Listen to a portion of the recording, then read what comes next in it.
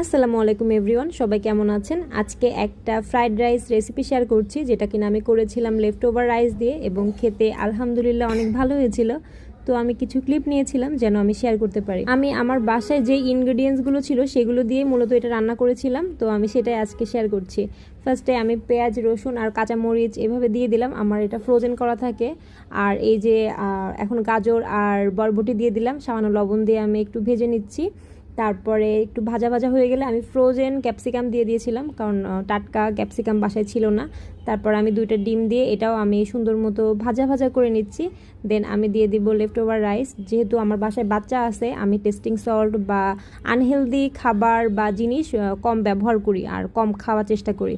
তো তারপরে দিয়ে দিলাম ওয়েস্টার সস এবং সয়া সস, আর দ্যাটস ইট। আর যেহেতু পোলাও রান্নাতে আমি চিনি, ঘি সবই দিয়েছিলাম, সো আমি এখানে আর কিছুই দিই নাই। ফ্রাইড রাইসটা খেতে এতই মজা হয়েছিল, বোঝাই যাচ্ছিল না যে এখানে খুব সামান্য উপকরণ দিয়ে এটা বানানো। আপনাদের কাছে ভিডিওটা কেমন লাগলো জানাতে পারেন। Thanks for watching.